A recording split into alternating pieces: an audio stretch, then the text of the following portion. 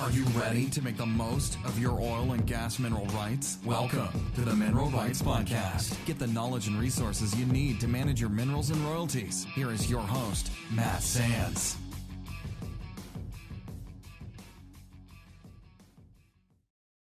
Hello and welcome to the Mineral Rights Podcast. I'm your host, Matt Sands, and I'm here to help you make the most of your mineral rights and royalties. And I'm really excited for today's interview.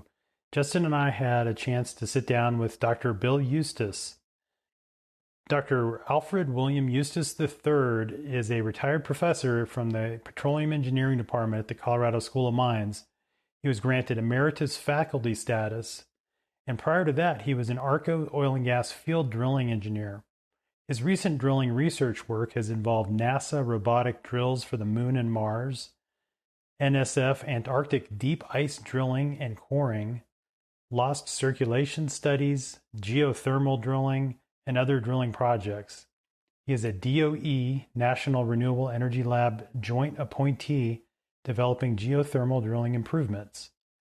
Dr. Eustes has a BS of Mechanical Engineering from Louisiana Tech, a Master's in Mechanical Engineering from the University of Colorado at Boulder, and a PhD in Petroleum Engineering from the Colorado School of Mines, and is a registered professional engineer in the state of Colorado.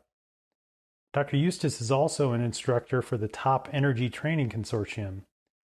And I'm really excited about this conversation, like I mentioned, because we talk about all aspects of drilling engineering and all the things from the high-level steps that go into drilling a well safely and the environmental considerations when drilling, as well as what the future advancements in drilling technology might hold and how what we've learned in oil and gas drilling can be applied to things like geothermal energy and CO2 sequestration. So get ready. This was a really interesting conversation we had with Dr. Bill Eustes from my alma mater, the Colorado School of Mines and Top Energy Training.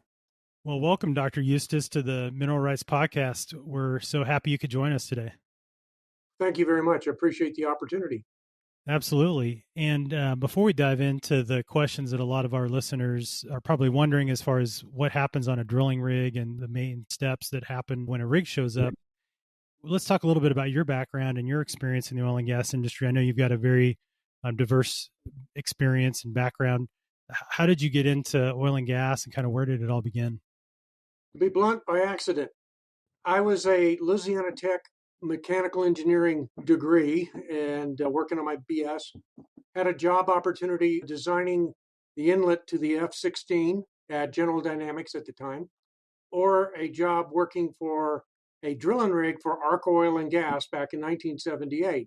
And ARCO offered me $300 more a month, so I went with them. So I ended up becoming a drilling engineer. Who knew that I would have such a wild and crazy career? One thing I try to explain to students is you can't plan. You just have to be prepared for whatever the world provides to you. Of course, you can adjust your luck, but it does take a little bit of luck, because I guarantee the last academic institution I wanted to see was Louisiana Tech. Here I am 35 years later working at the Colorado School of Mines. Well, I'm partial to the Colorado School of Mines, having gone to school there as well. And, I can't think of a better place to go to school. Certainly if you are going to study engineering, it's got the best of both worlds. It feels like a small town. You're close to Denver, plus a world-class engineering education. I have to agree with you, but then I am biased. Yeah, I am too. So let's talk a little bit more about what you do today. So fast forward, you got your BS, Master's, PhD, and then you became a professor. And kind of what was your focus area? What's your background and expertise within petroleum engineering? Well, when I went to work for ARCO, I was a drilling engineer. So I worked all over Oklahoma, parts of Texas, actually a little bit in the Appalachians, doing basic drilling engineering planning and operations, as well as going out and become what we would euphemistically call the company man or rig manager today. Basically, I was the boss. Here I am, a 25-year-old in charge of a giant rig. Who knew? But whenever the market collapsed in the mid-'80s, ARCO didn't have any place for me, so they laid me off. And, it's not the end of the world, because what I ended up doing is I ended up advancing my degree.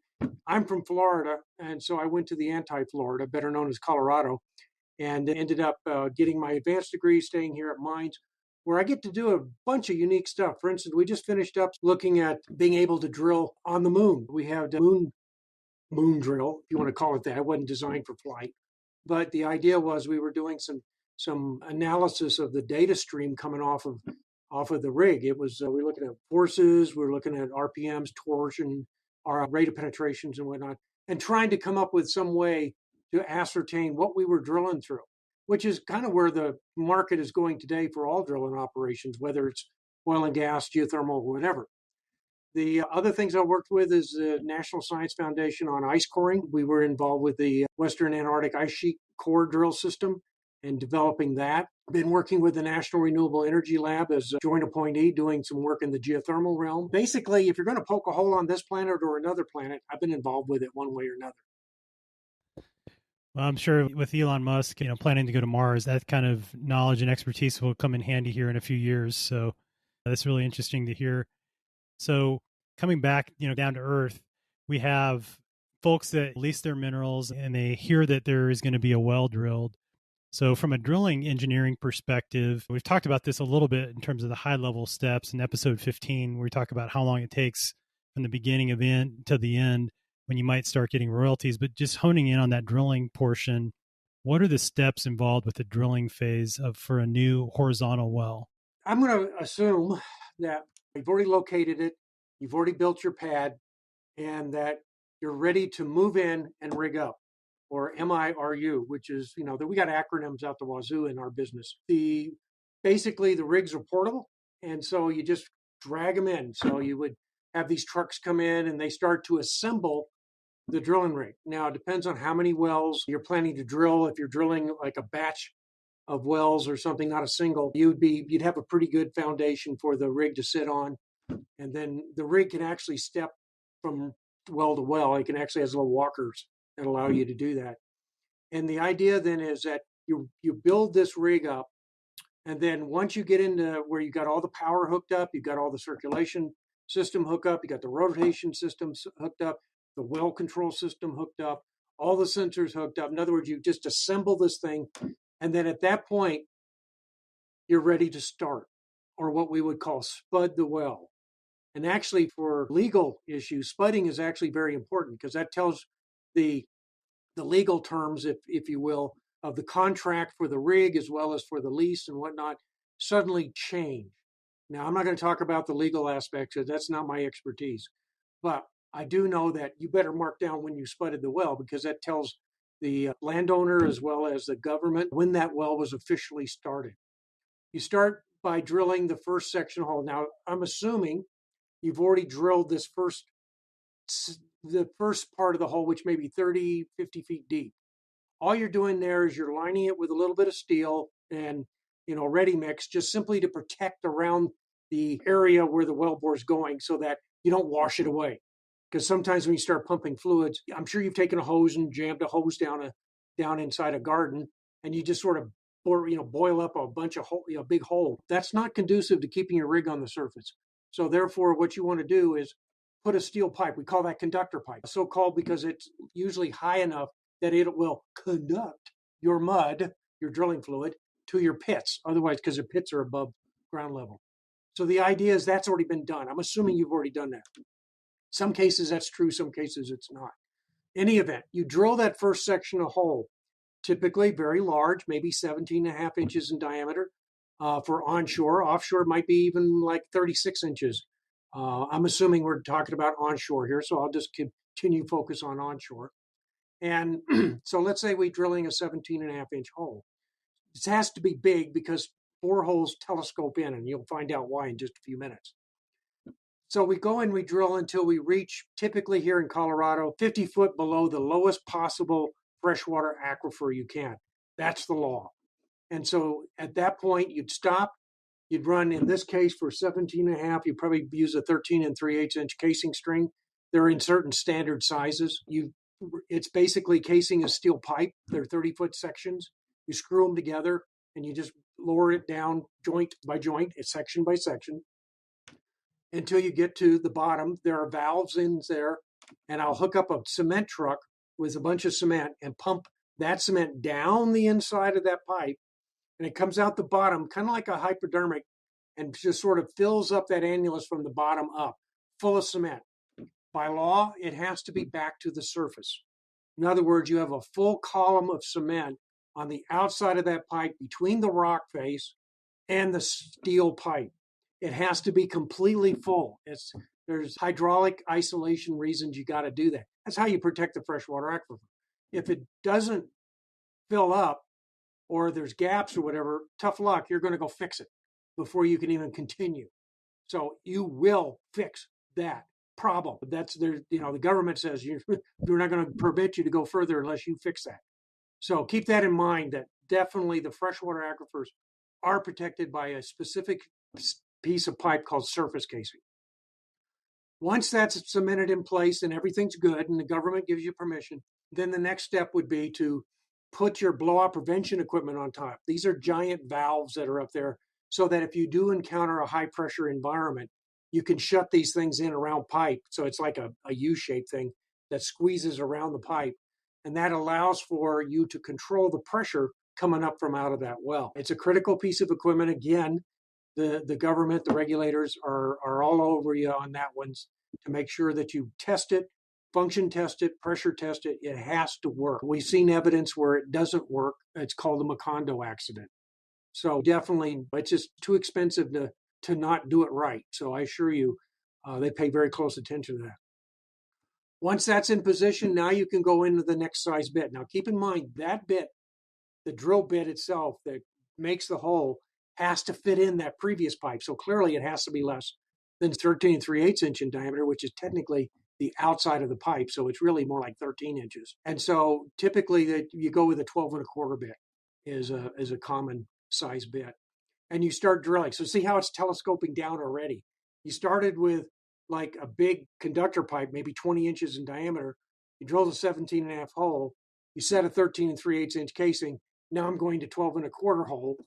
I drill that hole until I reach the next setting point. What's that? Depends on geology, depends on pressures, depends on the engineering. That's what they hire us to do, is to figure out exactly where to set the different pipes. So let's say we set another pipe in there. So we set another pipe, do the same thing. It's just the same story. Run that pipe, cement it up just like before, get it all locked up, check out your blowout preventer. You might have to get a different one because the size is smaller. Now, if you ran, 12 1/4, you probably do a 9 5/8 casing. Now you're looking at 8 1/2 hole. So now you drill this 8 1/2 hole. And maybe we set this right before we start the turn from vertical to horizontal, if you're talking about a horizontal well. Then in that case, that point where you start that turn from vertical to horizontal, we call the kickoff point. Yet another acronym, KOP. And this kickoff point, then we start to directionally drill and we turn it to 90 degrees. And typically we can do that in about 10 degrees for every 100 foot you drill.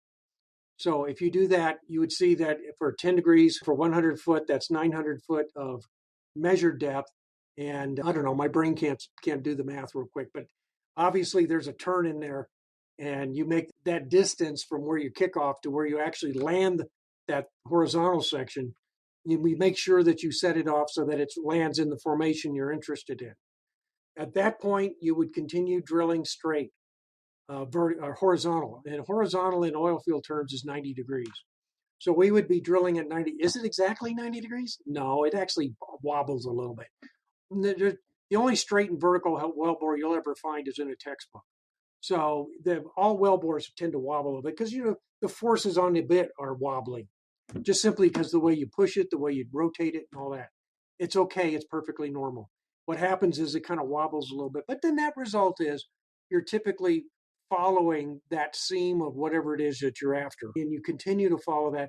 There are tools in that assembly that allow you to measure where you are. There are tools in there to measure the characteristics of the rock. We call that MWD, measurement while drilling, and LWD, logging while drilling. Measurement while drilling is telling me where the orientation of the bit is, where the inclination of the borehole is, what the azimuth of the borehole is relative to north. There are other things that might tell me if I want to spend more money. Logging while drilling typically tells me things about the rock, what the gamma ray content is, or what the resistivity is, or whatever. And the idea is I can use both of those working with a geologist to be able to kind of steer this thing in the direction I want it to go. And if I'm in an area that I know a lot of, I might not need all of that because I know where I am. So I just drill as fast as I can. And I try to go out, 5,000 feet was at one time the long lateral section. Today, 10,000 is normal. And 15,000 feet, that's 3 miles. Well, it's a leading edge. We're in the position right now where 15,000 feet is a bit of a challenge to get to, primarily because remember, this borehole is sitting horizontal, which means it's the direction of gravity is perpendicular to the borehole, meaning it's dragging the drill string to the bottom of the hole, which means as I rotate the string, it's dragging very badly. In other words, imagine going out to some highway, putting 15,000 feet of pipe on the ground, rotating one end and expecting the other end to rotate. It can be challenging to say the least. Can it be done? Oh, absolutely. Either friction reducers or other tools, oscillators and whatnot you can use to help. But the net result is that we're starting to reach the edge of the capabilities. Can you go further? Yes, but those are called extended reach drilling. They're very expensive and they have a tendency to have actually a little bit of an incline to have gravity help you a little bit. So they might be at 85 degrees instead of 90, so a little bit of a drag down. Typical wells, like here in Colorado, though, are horizontal because you want to stay in the same formation. And most of the formations don't dip like that. So therefore, they tend to be horizontal also. So we're reaching a limit of about 15,000. Once you get there, you do the same thing. You run the pipe, another string of casing. In this case, have probably 5.5 casing, maybe 4-inch, depend on how much money you want to spend. You might or might not cement it in. If you don't cement it in, you use external packers. These are rubber elements that sit on the outside of the pipe that swell up and basically act as the isolation in that same formation. Or you cement it in place and use ports to open up so that you can then do a series of hydraulic fractures starting from the bottom of the well, the toe, back to the heel where you actually made your first turn. With the net result being is that you end up with a formation that has been fractured all through that interval so that you have developed a whole bunch of super highways for fluids to work their way over to from basic dirt roads. So imagine the formations that we're drilling these days, your sidewalks have far more permeability than these rocks do. So you have to put a super highway in there, and that's what the fractures are for. So once you get that done, then you turn it over to production and let them make money with it. Absolutely. And for as simple as you put that together, there's a ton that really goes into that. And absolutely. What are some of the steps along the way that, if they're not done properly, can cause issues? Are there some points where it's more common to have those problems than others? I don't know about that as far as that last statement, but the things that are critical, surface casing, I think I've already pointed that out. That first string of casing has to be cemented properly so that you isolate freshwater zones. The good news is it's a very common procedure. People do it all the time, and it's really rare to not have that happen. When you start reaching longer distances, sometimes if you have a lot of friction, the pipe can start curling up on you in what we call buckling, where as you push on it, it's like a spring, and you start to push on it, it starts to helically wind. And if you get it so that the helical wind ends up touching the entire borehole all around, doesn't matter how hard you push on it, it's not going anywhere because it's just you push on it, it expands, it pushes back, and the net result is lockup. So that can be a problem. Being able to, keep your drilling fluids in good shape is a factor. Typically, again, that isn't a real big issue, but a lot of problems can occur because of reactions with your rocks and your drilling fluids of one kind or another. Typically, that's not an issue, but every now and then you might get into trouble. As far as, the old style where you saw rigs burning down and all that, you don't normally see that with these horizontal type wells because they're typically drilling in very, very, very low permeable rock. In order to get a fluid flow out of a rock, you have to stimulate it. Well, if you haven't stimulated it, it's not flowing. So the net result is that well control problems typically are not that strong of an issue. Yeah, thankfully we don't see those pictures of the burning rigs like perhaps you hear of like Red Adair and some of those well control experts dealt with back in the day. Certainly spectacular footage if you ever are bored and want to go on YouTube and look up well control blowout. Yeah, you have to be in a more conventional setup for where Yep. you have serious permeability to be able to get it to do that. Like I said, Yep. low perm, it's just, if you look at, I'm going to use an equation here, Darcy's law, which basically says that the delta P, or the pressure change that you can get, times the permeability divided by the viscosity in general terms, is the flow rate. Well, if the permeability is like super low, your flow rate's going to be really super low because it's in the numerator. So it honestly, for your typical unconventional type well, it's not a big deal. In a conventional well where you may have really high permeabilities, yeah, I would worry about. For the most part, though, there's training like out the wazoo. Here in the States, you've got to have certain certifications and all. Overseas, it's very similar, although sometimes they can be a little lax. But in general, the training that you get, I've had a lot of training myself, is very top notch. And equipment, you need to make sure that your equipment is up to snuff. Unfortunately, we saw what happened when that's not true. And then sometimes I've seen pressure, and I'm not talking about oil and gas pressure, I'm talking about management pressure, can make you make bad decisions. Yeah, certainly that's the challenge. It's getting this done in a safe manner, but then also an efficient manner as well. So let's talk a little bit about when things maybe don't go as planned, and talking again about the unconventional well, and just in terms of like the how common delays or operational issues are.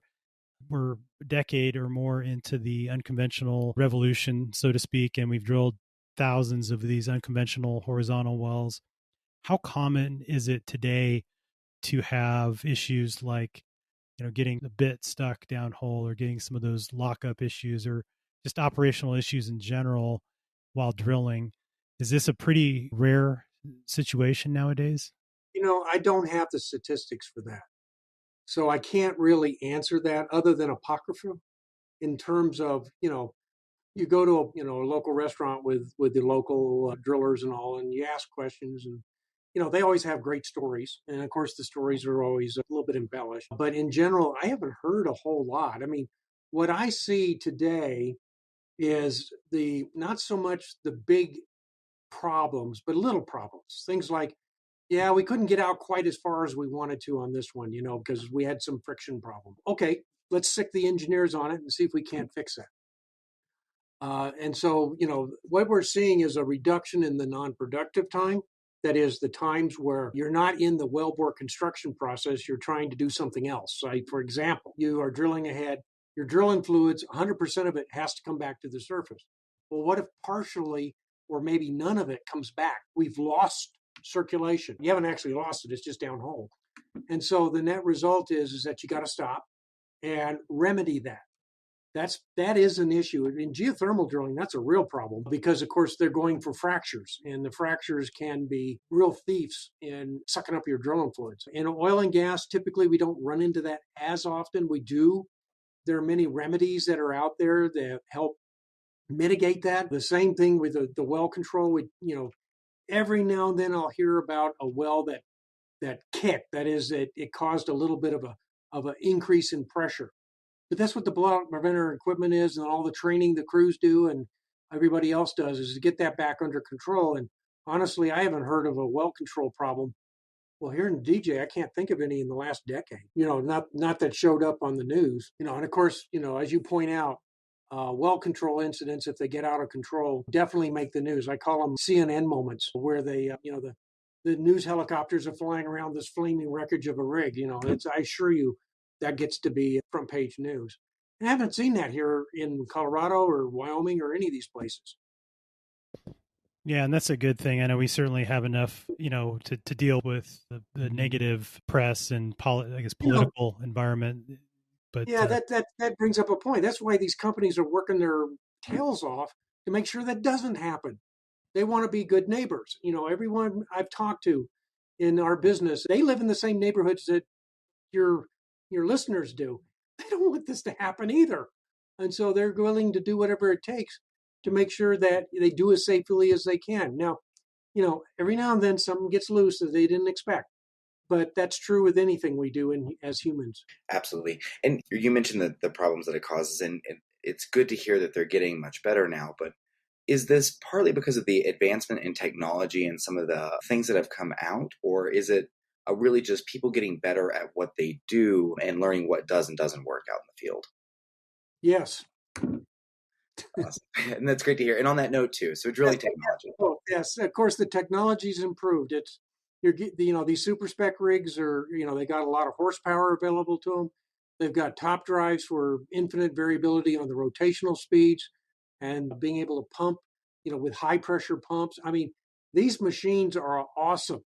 The sensors on there are awesome. They allow you to measure what's going on so that you know what's happening, both on the surface and for more or less on the downhole. I say more or less because sometimes the data stream is a little bit challenging. It's like, right now I'm actually in my office in the School of Mines because the internet's better here than it was up in my home up in the mountains. So that sometimes there are those challenges. But the people that are working are very well experienced. The learning curve is amazing to me because how fast and how quickly people grasp what they need to do. That's one of the things that I see with this data stream. With this data stream coming in, you could do a historical analysis and it's going to go, what happened then? What happened now? What kind of studies should we do? Can we look at the energetics of it? Can we look at the non-productive time on it? What can we do to improve this? Because one of the key factors in drilling operations as far as economics is time. And the more time you save, the more money you save. So it helps out your economics since you have no control over the price of oil or gas. The only way we ever made money was to save it.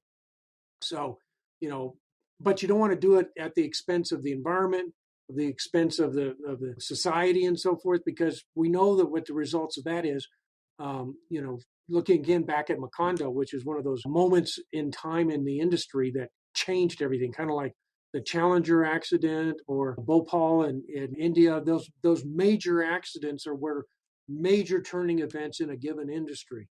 And that was one of them for the oil and gas industry. And, you can't afford a $40 billion mistake. So therefore, it's cheaper to spend $1 billion to fix things than do it right the first time. Absolutely. And on the topic of technology, over the years, depth, we always seem to be able to drill deeper with the technology advancements. There is the change to unconventional drilling. What is on the leading edge today? I mean, what is the coming wave of technology with drilling? In drilling, you're seeing an increase in, I think, automation, where you're able, a lot of drilling is kind of, I hate to say it's a whole boring job, but sometimes it can be. And the idea is that there's a lot of repetitive stuff going on. And so, for example, there's an initiative called Drillistan, where you would push a button and the rig would pick up the next 2 or 3 joints of pipe that are already screwed together, move it in, an iron roughneck, a robot, would come in, screw it all together. The machine then would lower it down until it touched the bottom while rotating so that the bit can start to drill. It would automatically put the right parameters in position, the RPM, the rotational speed, and the forces involved. And it would drill 90 feet or 60 feet, depending on what kind of rig you got. And then it would stop automatically because it knew it was ready to go, pick up and unscrew the pipe, grab the next stand, and then you start over again. That automation is pretty, I won't call it straightforward because drilling can be a bit of a challenge sometimes. But in general, the use of automation in drilling, I don't ever see us in a position where we will basically, a rig would be all by itself, no humans anywhere near it while they're drilling. But I can see it as, working with humans to be a much more efficient and much more consistent operation. So it's like airlines. I sincerely hope they never eliminate the pilot and co-pilot because the human mind is an amazing machine that can outperform any automation routine when it comes to abnormal conditions. And that's the problem. It's, when things aren't going the way the machine expects, sometimes it doesn't know what to do. And humans go, oh, yeah, I see what we need to do. So automation is probably the next frontier in drilling. There'll be tweaks in power. There'll be tweaks in the hydraulics. There'll be tweaks in the way you circulate. There'll be tweaks in the cement. There'll be tweaks in the drilling fluids and so forth. But the general process of rotating and continuing to drill like that, I don't see necessarily changing in the near future. There have been talks about using lasers. There have been talks about different ways to drill, but none of those are in a position where I think it will be deployed in any time in the near future, with the exception of sometimes I can be surprised.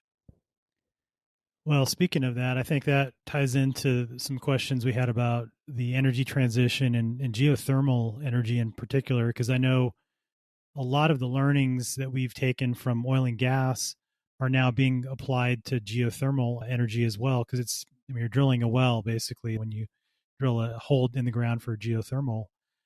So can you talk a little bit about some of the overlaps from a drilling perspective between drilling for oil and gas and then drilling for geothermal energy to tap that heat that's underground so that we can generate electricity from it? Because I know that seems like that's always in the headlines. What's the next kind of clean energy opportunity? And that seems to be a big opportunity for folks in the oil and gas industry.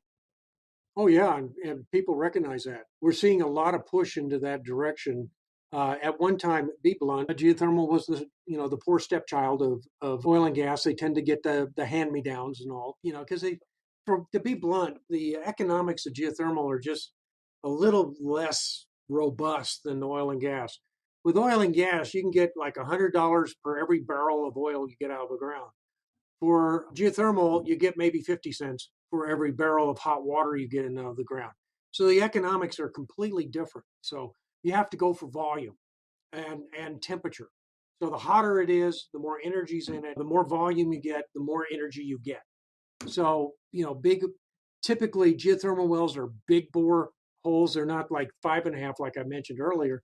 They may be 9 5/8 or greater in diameter for the pipe that they pull through. 100,000 barrels a day is not an unusual geothermal well.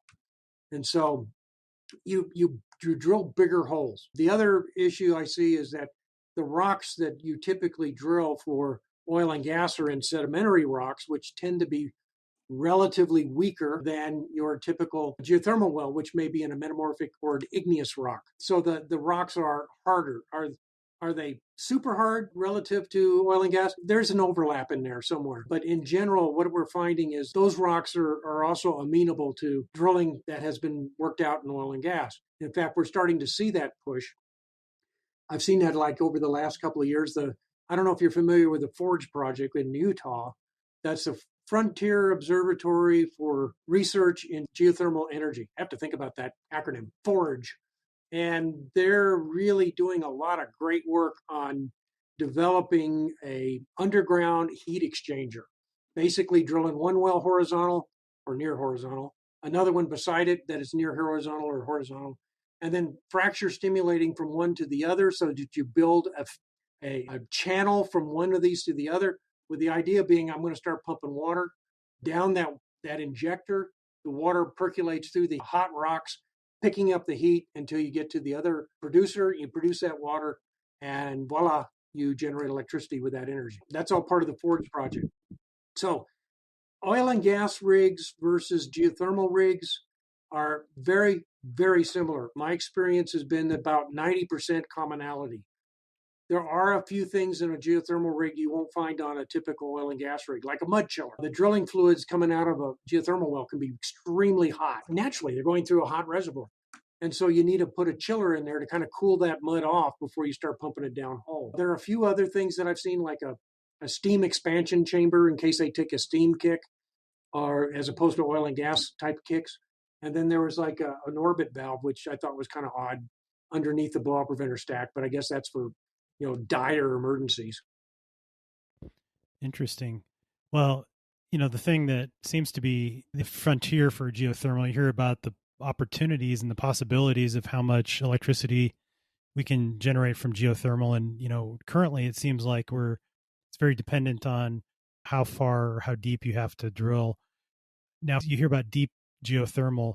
What's the technical limit currently just for a vertical well? If you're drilling a geothermal well, how far down can we go? And then, to bridge that gap with these, multi-kilometer deep geothermal wells, what kind of technology do we need to have? Because, it seems like a standard rotary drilling rig probably isn't going to be able to reach that far. Is that correct?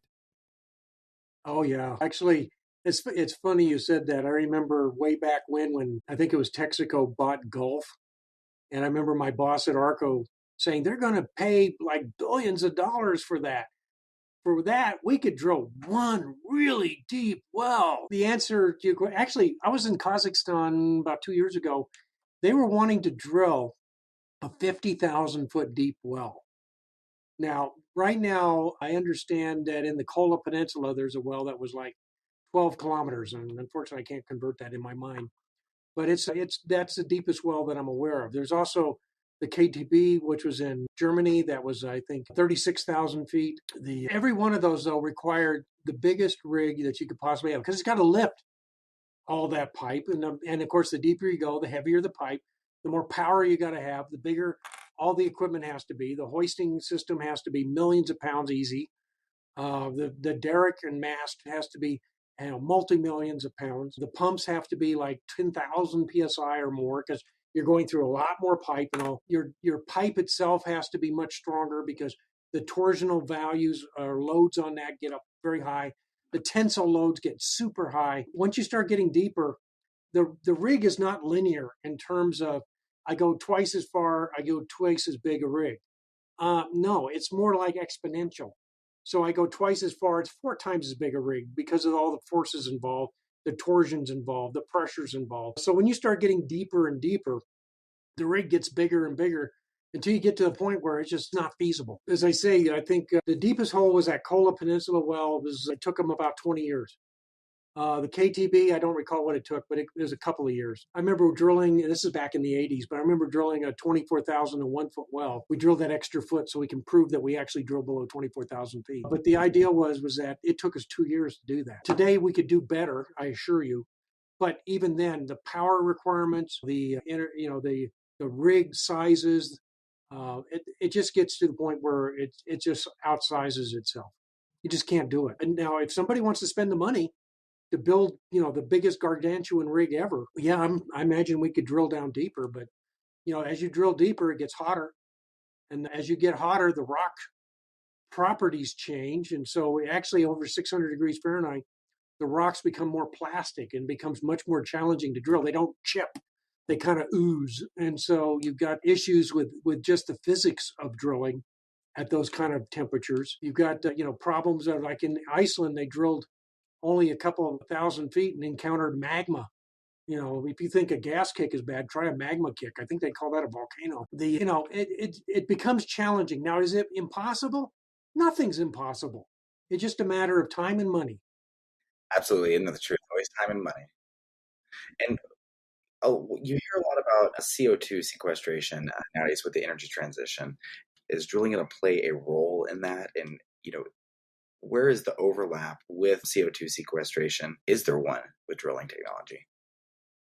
Well, I like to think of what I did at the Colorado School of Mines is I was a facilitator for knowledge in drilling. I like to say that instead of teacher because that implies a give and take by the students as well. Basically, poking a hole in the ground is poking a hole in the ground.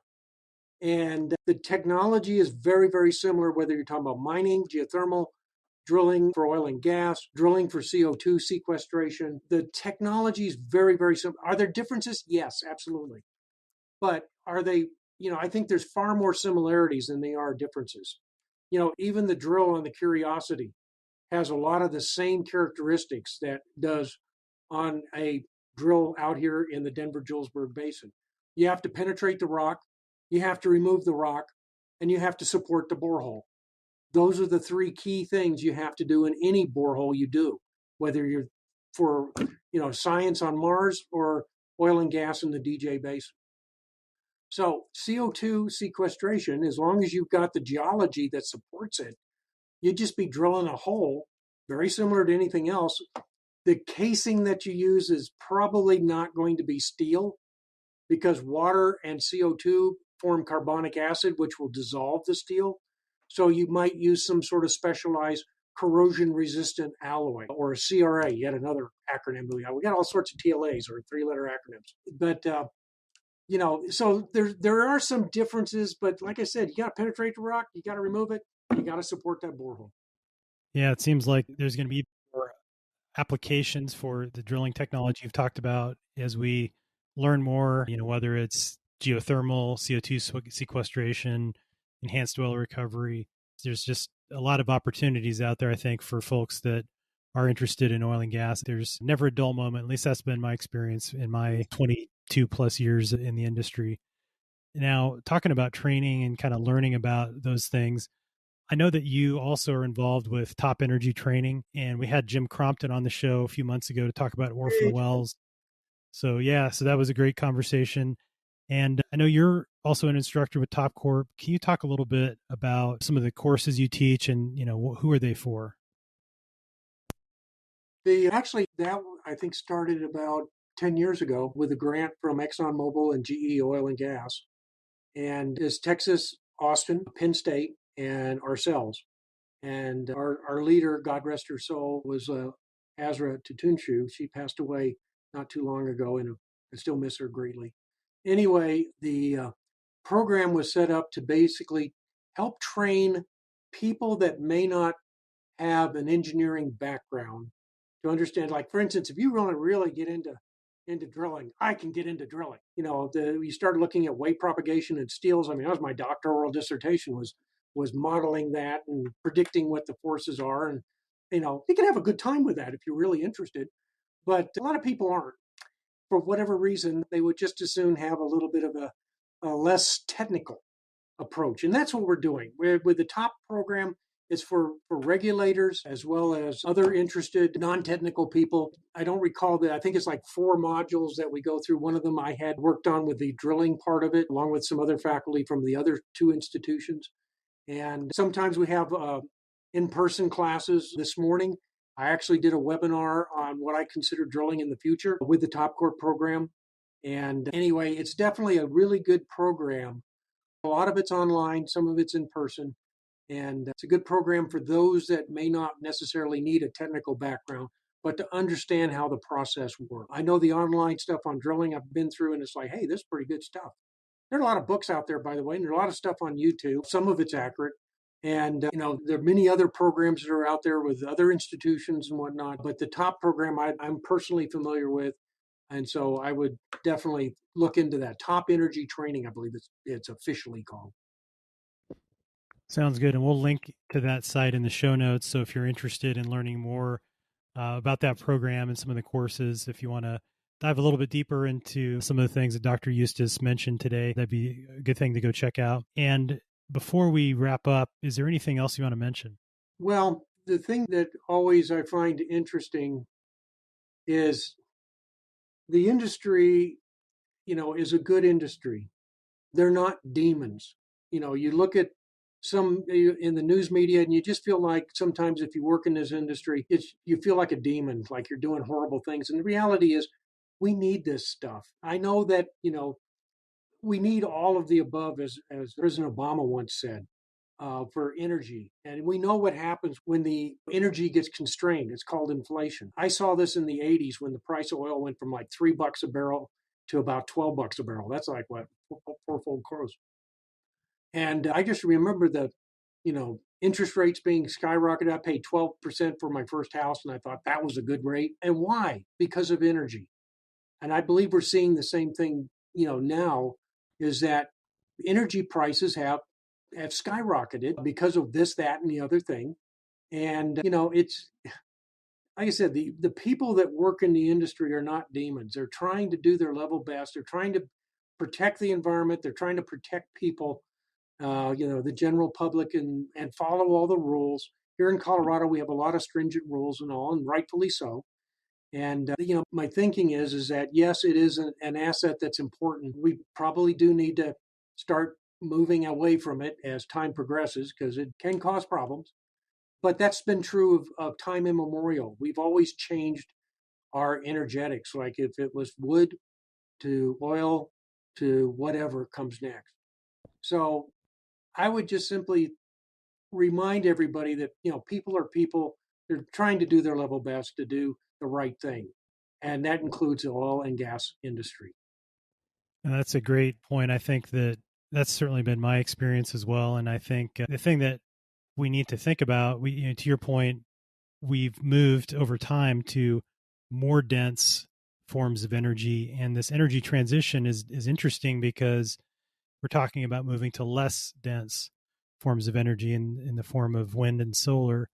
And so to me, like you said, that all of the above concept needs to factor in, and there's got to be some things around the corner. It'll be interesting to see what develops in terms of nuclear, both fission and fusion, because I think there's some promise there, although we're probably decades away from that. But that, to me, at the end of the day, we need energy for humans to flourish.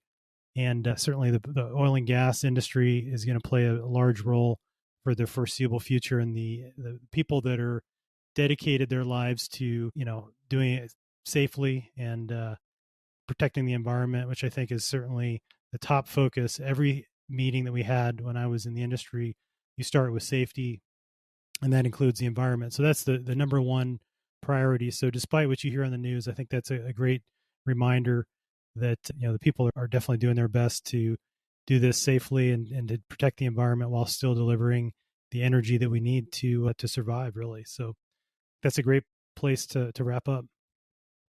Absolutely. And where can our listeners go to find out more about your work and your research, and what's the best way for them to get in touch with you? Well, you can go to our website for the Colorado School of Mines. That's www.mines.edu. Go to the Petroleum Engineering Department. You'll find my smiling visage in there somewhere, probably under faculty. Keep in mind, I am officially retired from the school. I'm listed as emeritus, which means they don't pay me anymore. But I do get a pension from the state, so that's nice. And an office. Yeah, and an office. Yeah, I got a nice office here. Yeah. Awesome. Well, thank you again for your time today, Doctor. We really appreciate you being here, and I've learned a lot.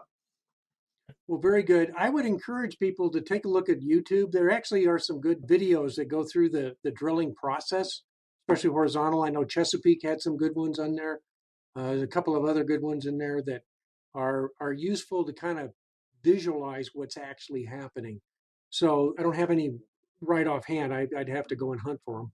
But you could do a search for horizontal drilling on YouTube, and you'll see some really cool animations that go through this process. So I would encourage people, once they've heard this, kind of step my way through it, but it's hard to describe when you're just sitting here talking. Sometimes video is worth 1,000 words. Absolutely. Well, we'll link to some of those videos in the show notes as well. So we'll do that, and then link to Dr. Eustes' email address as well. So, well, thanks again for your time, and we appreciate it. Okay, thank you all very much. I appreciate the opportunity to be able to speak to your listeners, as well as the opportunity to do what I love to do, which is to help educate people.